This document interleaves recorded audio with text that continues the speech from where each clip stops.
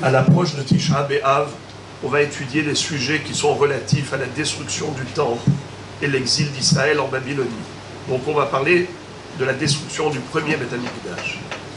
Le premier Beth Amikdash fut détruit par l'empereur babylonien Nabuchodonosor Nebuchadnezzar. Mais il a fait cela en 2 temps.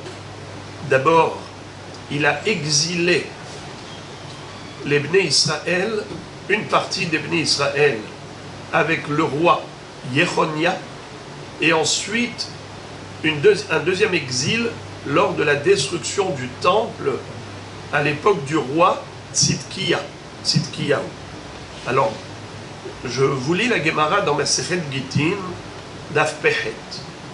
Darash Marimar. Marimar fait une dracha par rapport à un pasuk dans Daniel. Que dit ce verset? Vaishkod Hashem al hara'a, vaive'eha alenu, ki tzadik Hashem Eloken. Akadosh Baruch Hu, qui est bon vers Israël, alors il s'est empressé d'envoyer le malheur sur Israël. Et la Gemara pose la question, elle dit, est-ce que c'est une preuve d'amour? Parce que Dieu est bon envers Israël, alors il s'est empressé de les exiler. Comment peut-on comprendre une chose pareille? Alors la Gemara répond, et la Chesed, Asa Kadosh Baruch Hu en Israël. Akadosh Baruch Hu, le bienfait qu'il a réalisé à l'égard d'Israël est le suivant. Shekdim Galut Yechonia ou Berodah Kayemet Bagola Ba'a Galut Tzidkiya. C'est-à-dire, il y avait en fait 3 rois qui ont régné en l'espace d'une petite période relativement courte. Il y avait d'abord le roi Joachim, ensuite son fils Yechonia ou bien Yehoiachin, ensuite le neveu de Jehoiakim, qui était donc le cousin de Yehoiachin, c'était le roi Tzidkiyahu. Quel était l'historique? D'abord, il y a une révolte des Bnei Israël contre Nabuchodonosor. Ils se sont rebellés contre lui. Qu'a fait Nebuchadnezzar? Il est venu d'abord livrer guerre à Joachim, le père de Jehoiachin, de Yechonia. Et il a tué. Après avoir donc vaincu cette révolte, il a écrasé cette rébellion, il a nommé Yechonia comme roi d'Israël, roi de la Judée. Yechonia Melech Yehuda, tel que nous le retrouvons dans la Megillat Esther, quand on parle de Mordechai, qui est parti, qui a été exilé une première fois, il est retourné en Israël et est revenu. Ish Yehudi aya b'Shushan Abira u'shmo Mordechai ben Yair ben Shimei ben Kish ish Yemini asher hogla mirushalayim im agola asher hogleta im Yechonia Melech Yehuda asher egla Nebuchadnezzar Melech Babel. Donc, on a compris qu'il y avait un roi qui s'appelait Yechonia. Qui l'a nommé à lui? Étonnamment, celui qu'il a élu comme roi d'Israël, c'est Nabuchodonosor. Nebuchadnezzar, après avoir tué son père Jehoiakim, il a nommé le fils Yechonia ou Jehoiachin comme roi d'Israël. Plus tard, quand il est revenu en Babylonie, ses conseillers, les ministres de la cour royale, vont dire à Nabuchodonosor, mais les fruits ne tombent pas loin de l'arbre. Comment tu as fait cette sottise de nommer le fils comme successeur à son père sur le trône d'Israël? Mais lui aussi va se rebeller contre toi. Si le père s'est révolté, le fils également fera pareil. Alors il leur a dit, qu'est-ce que vous voulez? Il leur a dit, bien, il faut l'exiler. Il ne fallait pas le laisser là-bas en Israël. Il fallait les ramener avec des chaînes, les exiler en Babylonie. C'est ce qu'il a fait. Donc il est reparti en Israël, il a livré guerre et il a descendu en Babylonie Yechonia avec toute une très grande partie du Ham Israël et notamment la crème d'Israël. Tous les notables et les hachamim, les sages du Sanhedrin, Haresh vea Masger, les Harashim Masgerim, c'est-à-dire ceux qui étaient les plus hachamim en Torah, ont été exilés avec Yechonia. Ça, c'était le premier exil. Et qui l'a nommé comme roi successeur à Yechonia?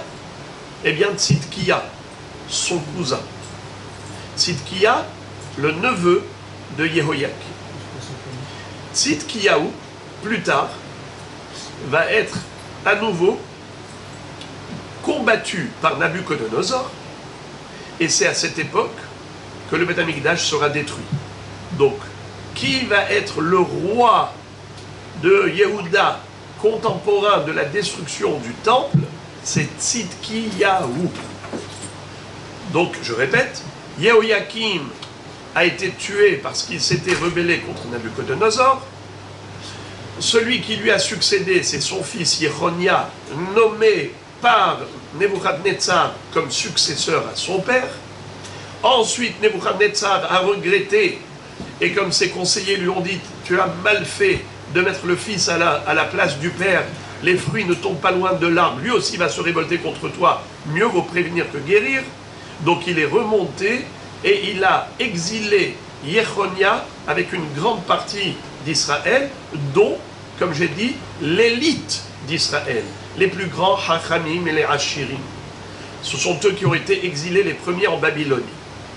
Et plus tard, il va remonter pour détruire le temple et exiler la totalité. Il va laisser juste une petite poignée de 6000 hommes avec Gedalia ben Ahikam, jusqu'à ce que Gedalia ben Ahikam va se faire assassiner par Ishmaël ben Netanya, et c'est là qu'on aura la dispersion totale et complète de la dernière communauté juive vivant en Eretz Israël pour une galoute Babel de 70, jusqu'à la reconstruction du deuxième Beth Amikdash par Ezra Sofer, par Nehemia ben Charalia, Zerubbabel, autorisé par Koresh, le roi perse, qui leur a donné ce droit de remonter en Israël pour construire le deuxième Beth Amikdash. Mais quel est maintenant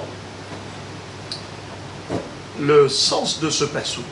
Dieu nous a fait du bien, il a accordé à Israël un bienfait en s'empressant d'envoyer en galoute Babel Yechonia et toute la crème d'Israël avant de détruire le Beth Amikdash pour exiler l'ensemble d'Israël.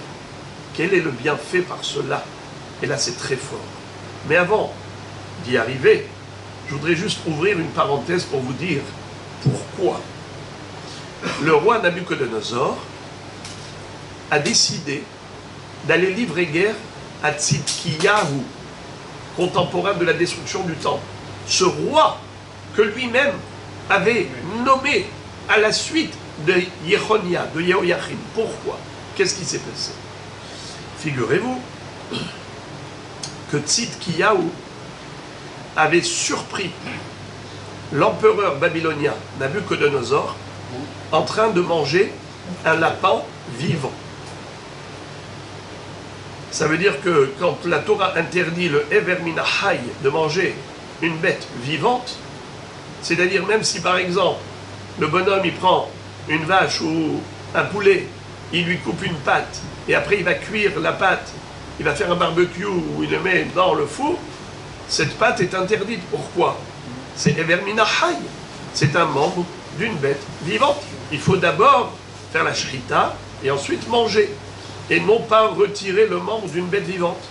Ce rachat de Nabuchodonosor mangeait un lièvre en étant vivant, il le prenait, il le coupait, comme ça vivant, et il mangeait des membres. Il était d'une cruauté inégalée. Lorsqu'il a vu Tzidkiya, il a eu très honte. Il lui a dit, jure, prête-moi serment que tu ne vas le raconter à personne. Ce que tu as vu, tu ne le raconteras à personne.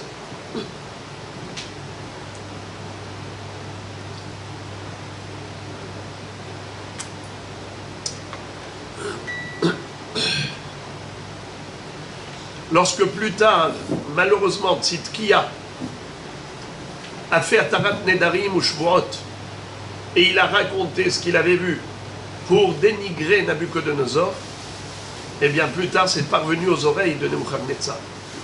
Il était dans une colère et dans une furie noire. Et donc il a demandé, mais comment est-ce qu'il a été capable de faire une chose pareille? Mais il avait prêté serment. Il dit, ben voilà, j'ai fait Atarat Nedarim. Il lui a crevé les yeux.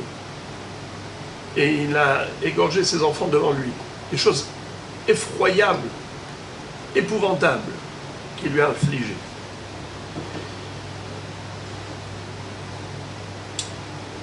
Ça, c'est entre parenthèses pour savoir quelle a été la raison pour laquelle il est remonté contre lui, contre Tzidkia, alors que lui-même, il avait nommé roi. Et ensuite, il va détruire le temple.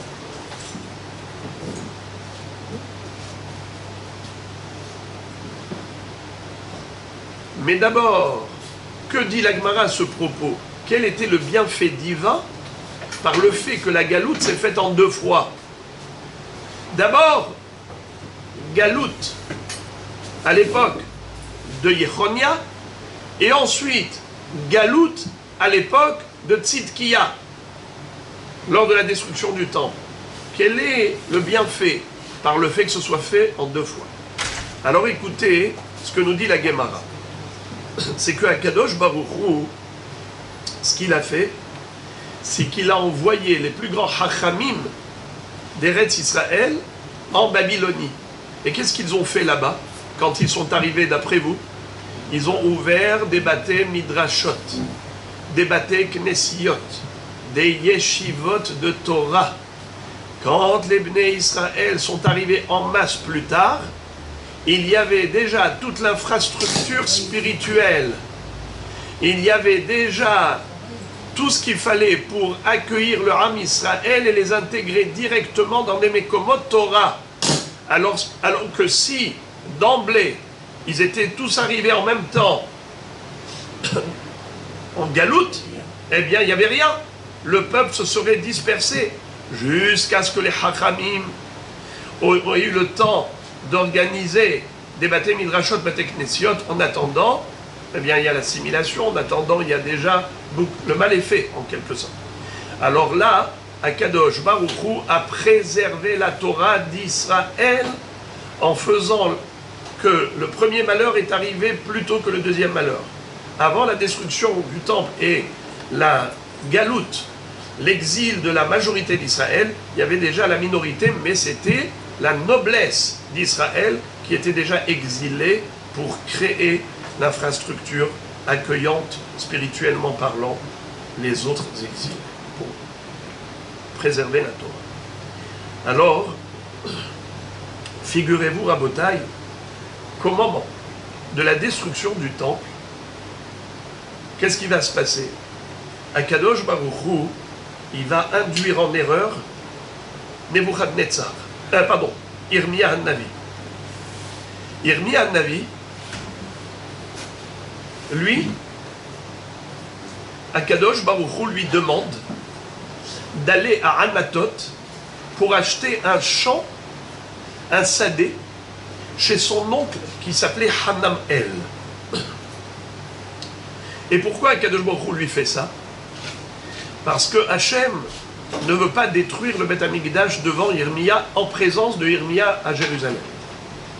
Alors il lui dit, tu vas aller acheter un champ là-bas.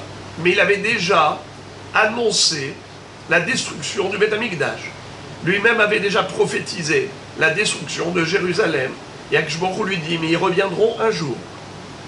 Dans 70 ans, ils reviendront. Alors, va acheter déjà une maison, va déjà acheter un champ. Vekanu batim, c'est écrit Vekatov basefer vehatom, ubanu batim. Ils vont acheter des biens, ils reviendront et reconstruiront Eretz Israël. Mais comme ça paraissait comme étant utopique totalement, c'était juste irréalisable vu les prophéties noires de la destruction du temple et de la destruction d'Eretz Israël. Qui peut parler de reconstruction lorsqu'on parle de destruction? Je vous dis, je veux que tu puisses illustrer la reconstruction avant même la destruction. Va acheter toi-même un champ chez ton oncle Hanamel dans la ville de Anatot. Et c'est ce qu'il a fait, les choses en bonne et due forme, dans les règles de l'art, avec un acte notarié, va ekach et sefer amikna, et ainsi de suite. Il a pris avec lui donc l'acte de vente, l'acte d'achat. Mon Rebbe Rabotai, Irmia Hanavi revient de Anatot et il rentre à Yerushalayim. Et il voit de la fumée au cœur de Jérusalem. Il dit, j'ai l'impression que Am Israël a fait Teshuvah. Et ils ont décidé de réouvrir les portes du Beth Amikdash afin de faire des korbanot. Ça y est, le feu de la Ketoret, le feu des korbanot, Baruch Hashem. Alors que le Beth Amikdash était délaissé, négligé, en chômage technique, il n'était plus fonctionnel. Voilà que maintenant la fumée monte. Ça veut dire que Am Israël a finalement pris à cœur les discours prophétiques de Irmia Navi. Merveilleux. Eh bien, il s'approche, et qu'est-ce qu'il voit malheureusement? Nul autre que l'incendie qui a brûlé le Beth Amikdash et qui partait en fumée. Et à ce moment-là, il a poussé un hurlement. C'est le passouk que je vous lis. Il a dit, Pititani Hashem va efat, Chizaktani va tuchal, Haïti lishok, kol hayom, kulo lo egli. C'est-à-dire, dit le Midrash, je vous lis le Yalkut Shimroni, Besha'a she'igia kitsa shel Yerushalayim licharev, lorsque le moment est arrivé pour la destruction de Jérusalem, Amar lo HaKadosh Baruch Hu le Yirmiyah, Hashem va dire à Jérémie, Kum lech la'anatot vekach hasadeh me'et Hanamel dotra. Tu vas acheter le champ chez ton oncle Hanamel. Ota shah hashav Yirmiyahu belibo, shema noten chena makom al be'alav, venotni betocho. Amar lo HaKadosh Baruch Hu, Kum lech kene hasadeh. Écoutez, qu'est-ce qui va se passer dès que Jérémie est sorti de Jérusalem. Kevan sheyatsa Yirmiyahu mirushalayim, yarad malach min hashamayim, venatan raglav al chomat Yerushalayim upratzo. L'ange du ciel est arrivé et il a mis ses pieds sur la muraille de Jérusalem et il a fendu la muraille. Karav et Amar, c'était le 17 Tammuz, et il a dit, Yavo'u hasonim veikansu labayit she'adono eno betocho, que viennent les ennemis et qu'ils rentrent pour détruire la maison dans laquelle le propriétaire ne s'y retrouve plus. Akadosh Baruch Hu a quitté le Beth Amikdash, veyavozu oto, veyahrivu oto, qu'ils aillent piller, qu'ils aillent le détruire, qui rentrent dans le vignoble pour abattre les vignes, car le gardien a abandonné le vignoble,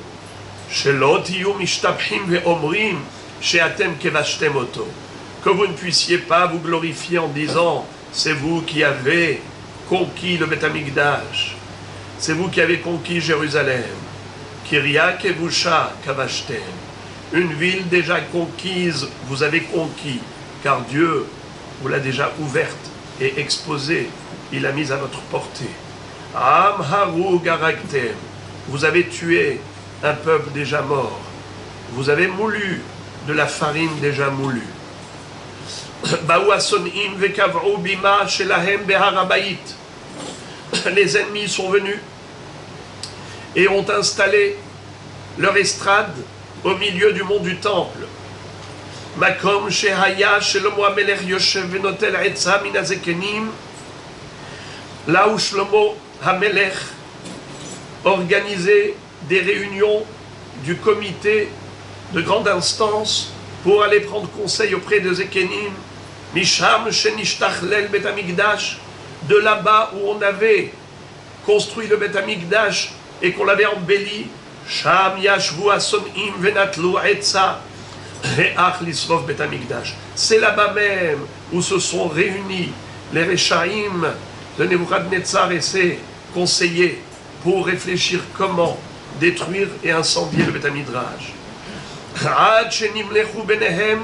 Pendant qu'ils étaient en train de se concerter,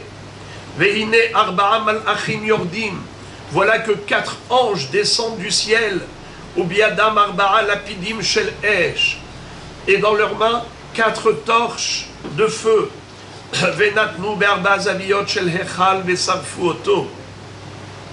Ils ont mis le feu dans les 4 coins du Echal du sanctuaire. Et donc à ce moment-là, il s'est dit, Irmia en revenant, que peut-être que, en effet, les bénis Israël, je vois le feu des Korbanot, le feu de la Kétoret, mais finalement, quand il s'est rendu compte de quoi il s'agissait, c'était le feu de l'incendie. Il a dit à Kadosh Baruch Hu, je me suis laissé séduire. Tu m'as dit de partir acheter une maison chez mon oncle Hanam El. J'ai compris. Tu ne voulais pas que je prie. Tu ne voulais pas que j'insiste pour que tu ne fasses pas cela. Alors tu m'as envoyé, tu m'as viré, tu m'as envoyé chez mon oncle pour ne pas que je sois présent, pour brûler Jérusalem derrière mon dos. Alors, Irmia va dire, Veya belibi ke'esh bo'eret. C'est le feu qui brûle dans mon cœur. Amar Irmia, le prophète Jérémie va dire, Ibon ha'olamim, maître du monde. Ma avonot ayu beyadi. Mais qu'est-ce que j'ai fait de mal, moi? Shanevi'im she'amdu lefanai, tous les prophètes qui m'ont précédé. Ve'atidim la'amod acharai, et ceux qui vont me succéder. Lo echrabta betra al yedehem ela al yadi. C'est uniquement moi qui ai eu ce malheur de vivre ce moment-là de la destruction du temple. Eux, ils en ont parlé, mais ils n'ont pas vécu. Ça a été mon expérience à moi, mon expérience personnelle. Ve'haya libi belibi ke'esh bo'eret atzur be'atzmotai. Ce feu brûle mes os, mes membres. Ve'en atzur ela tzara. Je n'ai marqué atzor atzar Hashem. Ma haya Irmia osé, que faisait le prophète Jérémie. Hoser betzoveach. Me'ai me'ai ohila. Il disait, mes entrailles tremblent. Kirot libi homeli libi lo harish. Les murs de mon cœur vibrent. Il va dire, Arur ayom asher yulad tibo. Malheur au jour où je suis né. Shnaim ereru vekilelu yom shenoldu bahem. Il y en a 2 qui ont maudit le jour de leur naissance.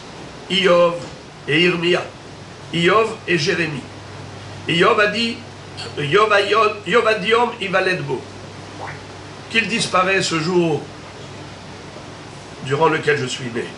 Irmia amar, arur ayom asher yolad tibo, pareil. Amar Irmia, omar lachem, lemani domé. Jérémie va dire, je vais vous dire à quoi je ressemble. Les Kohen she'ala goralo le ashkot maim amarim. On a tiré au sort pour voir qui serait le Kohen qui va faire boire l'eau amère, les eaux lustrales, à la femme soupçonnée d'adultère. Car vous le savez que lorsqu'un homme soupçonne son épouse de l'avoir trompée, pour pas que le doute plane longtemps sur elle, vu qu'il avait averti, il lui a dit « Je t'interdis de t'isoler avec cet homme ». Et c'est ce qu'elle a fait malheureusement. Elle lui est interdite jusqu'à clarification de la situation. Il faut qu'il accompagne au Beth Amikdash pour lui faire boire les eaux amères, pour vérifier si elle a réellement fauté. Car le Kohen lui disait « Avoue si tu as trompé ton mari, car sinon les eaux vont te faire exploser. Alors que si tu l'avoues, il te donnera le guet et tu rentres chez toi. » Eh bien, cette femme s'obstinait à dire qu'elle était innocente. Le Kohen va donc lui faire boire cette eau. Vous le savez que le Kohen devait d'abord lui découvrir la tête, ou para et rosh haïcha, lui retirer le couvre-chef.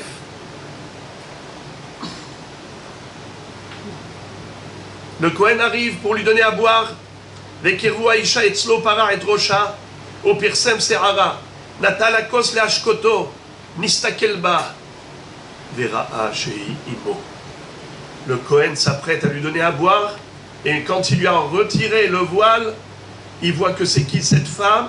Nulle autre que sa propre mère. C'est son père qui accuse sa femme de l'avoir trompé. C'est à sa mère que ce Kohen doit donner à boire de l'eau amère. Irmia commence. Alors, il dit, c'est à ce Kohen que je ressemble. Car ce Kohen, il se met à hurler. התחיל צווח ואומר, אוי לי אמי, שהייתי משתדל לכבדך, והריני מבזך. Malheur à moi, maman, j'ai toujours essayé de t'honorer, de te respecter, et aujourd'hui je dois t'humilier, te mépriser. כך היה ירמיה אומר, אוי לי עלייך אימת ציון. Ainsi disait le prophète Jérémie. Malheur à moi, par rapport à toi, maman, Sion. J'étais savour liot mitnabe alaïch dvarim tovim venichumim. J'espérais et je vivais dans cet espoir de prophétiser que des choses heureuses à ton égard, en pensant que peut-être Israël prendra à cœur mes discours prophétiques et feront teshuva pour éviter le pire. Ve'areni mitnabe alaïch, dit vrai pour Hanout. Or, je vois que ce n'est pas ce qui se passe. Malheureusement, j'ai prophétisé et je suis en train de vivre l'incendie du Beth Amikdash, de le voir partir en flammes. C'est comme ça que Irmia se plaignait d'avoir été le seul prophète qui a vécu cette destruction du Beth Amikdash. Alors, on verra Be'azrat Hashem Itbarach, on aura l'occasion d'en parler, que le jour de la destruction du temple, c'est le jour de la naissance du Mashiach. C'est le jour où la graine de la reconstruction a été semée. Et on rappellera, Be'azrat Hashem, cette fameuse Gemara extraordinaire à la fin de Masechet Makot, qui raconte que au moment où les Chachamim gravissaient le mont du temple, il y avait Rabbi Akiva avec les autres Chachamim. Ils ont tous pleuré. Rabbi Akiva riait. Ils ont dit, comment tu peux rire? Il a dit, pourquoi vous pleurez? Ils ont répondu, comment peut-on pleurer quand on a vu des renards sortir du lieu sacré, duquel il est dit, Ve'azar hakarev yumat, personne n'avait le droit de rentrer dans le Kodesh HaKodashim, seul le Kohen Gadol le jour de Kippour. L'homme le plus sacré de la communauté, le jour le plus saint de l'année, dans le lieu le plus sacré du monde, de là-bas sortaient des renards, Shu'alim il Chubo. Shu'alim, c'est les mêmes lettres que Ishmaël. De là-bas sortent les Shu'alim. Puis-je m'abstenir de pleurer? On peut s'abstenir de pleurer, lui ont dit les Hachamim, Rabbi Akiva leur dit, c'est pour ça que je ris. Car en voyant la réalisation de la prophétie malheureuse, eh bien, je sais que la prophétie heureuse se réalisera, puisque Akadosh Baruch Hu a parlé de Zecharia et de Uriah, la prophétie de Zecharia qui parlait du Horban Bet Hamikdash, mais la prophétie de Uriah qui disait que Od yeshvu zekenim uzkenot birchobot Yerushalayim yeladim veyeladot mesahakim. Un jour viendra et on verra Jérusalem pulluler de ses habitants, ou des vieillards assis en train de regarder les jeunes en train de jouer. Eh bien, il leur a dit, tant que je n'ai pas vu la prophétie de la destruction se réaliser, je n'avais pas encore une illustration de la concrétisation de la prophétie heureuse de la reconstruction. Rabbi Akiva voyait la reconstruction dans la destruction, la consolation au moment même de ce malheur d'Israël apparent, mais c'est exactement comme des graines qui sont semées dans le sol, et c'est lorsqu'elles pourrissent, qu'elles arrivent au maximum de putréfaction, qu'elles donnent naissance à une nouvelle vie qui va germer, qui va donner naissance à toute une agriculture nouvelle, qui va faire vivre justement tous ses habitants. Alors voilà, Be'azrat Hashem Yitbarach Shenizke, les Binyan Bet Hamikdash Bekarov Yameinu.